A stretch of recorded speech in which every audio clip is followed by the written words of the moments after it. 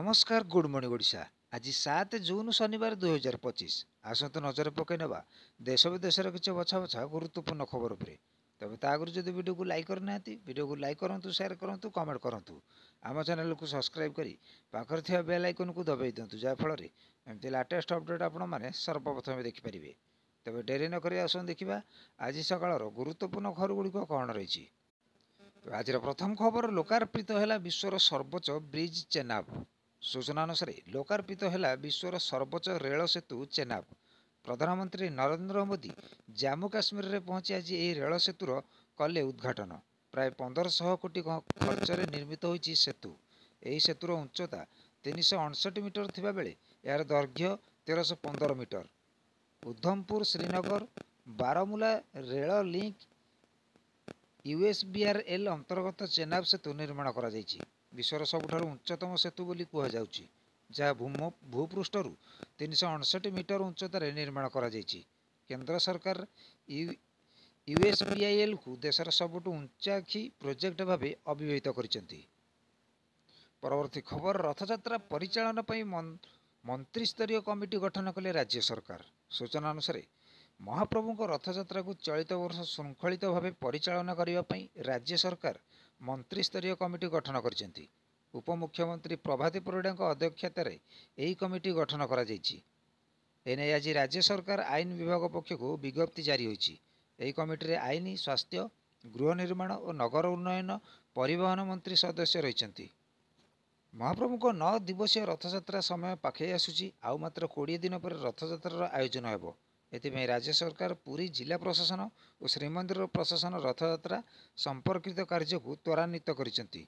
रथकाल विभिन्न सेवायत माने मध्य रथ निर्माण को तीव्र कर। आज थिला रथ निर्माणर 35तम दिवस।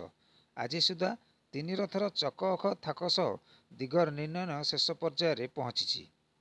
परवर्ती खबर कटिब राशन कार्ड 20 लाख करना इकेवाईसी काटी दिया राशन कार्ड।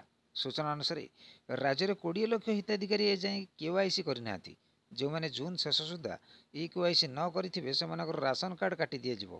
प्राय 5% लोक वर्तमान सुधा इकेवाईसी करना।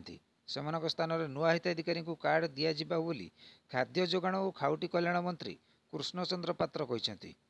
लोकसभा भवन ठारे गुरुवार गणमाध्यम को प्रतिक्रिया दे मंत्री पात्र कहते राज्य में 13 वर्ष धरी नुआ राशन कार्ड दि जाऊ नथिला। राज्य में भाजपा सरकार आसिबा परे 17 लाख नुआ आवेदनकारी राशन कार्ड पाई आवेदन करथिले। एही लोक मानक मध्यरु किए 4 वर्ष आउ किए 7 वर्ष हो आवेदन करथिले। मुख्यमंत्री मोहन चरण माझी राज्य में 6 लाख हिताधिकारी पाई राशन कार्ड देवा नहीं अनुमोदन करछन्ति। परवर्ती खबर कोविड को नहीं बढ़ुची डर, लक्षण थिले रथयात्रा जीवा मना। सूचना अनुसार कोविड को नहीं एवं सारा देश में भय बढ़ी बेले आम राज्य में भी जनक पर जड़े आक्रांत होती। जदिव स्थिति नियंत्रण में अच्छी तेज लोकों को सतर्क कर रखापी परामर्श देते स्वास्थ्य सचिव। आगक रथयात्रा थिबारु गाइडलाइन आसीपे। तेज केन्द्र सह एने बैठक बसिया पर निष्पत्ति नियाजिबो। सेपटे स्वास्थ्य निर्देशक अमरेंद्र महांती जड़े डाक्तर हिसाब से कहते रथयात्रा स्वास्थ्य विभाग स्वतंत्र निर्देशावली आसब। तेज कोविड भली लक्षण थिले रथयात्रा देखा जातु ना बोली कही स्वास्थ्य विभाग। थंडा लक्षण थिबा व्यक्ति, वयोवृद्ध व्यक्ति और बहुविधि रोग में आक्रांत व्यक्ति रथयात्रा जावाक बारण करिसेंति स्वास्थ्य निर्देशक। परवर्ती खबर 7 विभाग में 1294 जन को नियुक्ति पत्र बांटिले मुख्यमंत्री मोहन चरण माझी। सूचना अनुसार नियुक्ति मेला मुख्यमंत्री मोहन चरण माझी 1294 जन को नियुक्ति पत्र बांटी। राज्य सरकार 7टी विभाग में नियुक्ति पाई विभिन्न वर्गर युवक युवती को बांटी नियुक्ति पत्र। गणशिक्षा विभाग सर्वाधिक 824 जन युवक युवती पाई चाकरी। सेहीपरि स्वास्थ्य विभाग 224 जन, दक्षता विभाग और वैषयिक शिक्षा विभाग अधीन 81 जन, वाणिज्य और परिवहन 63 जन प्रार्थी को बांटी नियुक्ति पत्र। परवर्ती खबर खूब शीघ्र कीपैड यूजर्स करें यूपीआई पेमेंट। टेक्नोलोजी किणिला कंपानी। सूचना अनुसार भारत में एवं भी कोटी कोटी लोक अच्छा जो मैंने स्मार्टफोन बदल में पुराना फीचर फोन अर्थात कीपैड फोन व्यवहार करती। जो मानक डिजिटल पेमेंट सुविधा जोगाइबा एवं एक चैलेंज होती। यही चैलेंज को मन रखी फोन पे जीएसपे प्रजुक्ति विद्या को किणी। जीएसपे होची एक यूपीआई आधारित प्लाटफर्म जहाँ विशेष भाव में फीचर फोन व्यवहारकारी डिजाइन करा जायछि। ଫୋନ୍ପେ ଏବେ ଏ ପ୍ରଯୁକ୍ତିବିଦ୍ୟାକୁ ଆହୁରି ଉନ୍ନତ କରିବ ଏବଂ ଆଗାମୀ ମାସକଗୁଡ଼ିକରେ ଫିଚର ଫୋନ୍ ପାଇଁ ଏହାର ୟୁପିଆଇ ଆପ୍ ଲଞ୍ଚ କରିବ। ପରବର୍ତ୍ତୀ ଖବର ଉଛୁଳିଲା ସେୟାର ବଜାର। ଆର୍ବିଆଇର ଘୋଷଣାକୁ ଜୋରଦାର ସ୍ୱାଗତ କଲା ସେୟାର ବଜାର। ନିବେଶକଙ୍କ ଲାଭ 3.5 ଲକ୍ଷ କୋଟି ଟଙ୍କା। ସୂଚନା ଅନୁସାରେ ଭାରତୀୟ ସେୟାର ବଜାର ଆଜି ପୁଣି ଥରେ ବଡ଼ ବୃଦ୍ଧି ସହ ବନ୍ଦ ହୋଇଛି। ତେବେ ଆଜିର ଏହି ବୃଦ୍ଧି ପଛରେ ରହିଛି ରିଜର୍ଭ ବ୍ୟାଙ୍କ ଅର୍ଥାତ୍ ଆର୍ବିଆଇର ବଡ଼ ଘୋଷଣା। କେନ୍ଦ୍ରୀୟ ବ୍ୟାଙ୍କ ରେପୋ ରେଟ୍ରୁ ଆଶାଠାରୁ ଅଧିକ 0.50 ବେସିକ୍ ପଏଣ୍ଟ ହ୍ରାସ କରିଥିଲା। ଏହା ସହ କ୍ୟାଶ୍ ରିଜର୍ଭ ରେସିଓ ଅର୍ଥାତ୍ ସିଆର୍ଆର୍ ମଧ୍ୟ 1% ହ୍ରାସ କରିବା ପାଇଁ ନିଷ୍ପତ୍ତି ନେଇଛି। ସେୟାର ବଜାର କେନ୍ଦ୍ରୀୟ ବ୍ୟାଙ୍କର ଏହି ନିଷ୍ପତ୍ତିକୁ ଜୋରଦାର ସ୍ୱାଗତ କରିଛି। କାରବାର ଶେଷରେ ବିଏସ୍ଆଇ ସେନ୍ସେକ୍ସ 747 ଅଙ୍କ ବା 0.92% ବଢ଼ି 82,189,ରେ ବନ୍ଦ ହୋଇଛି। ଅନ୍ୟପଟେ ଏନ୍ଏସ୍ଇ ନିଫ୍ଟି 252 ଅଙ୍କ ବା 0.2% ବଢ଼ି 25,03,500 ସ୍ତରରେ ବନ୍ଦ ହୋଇଛି।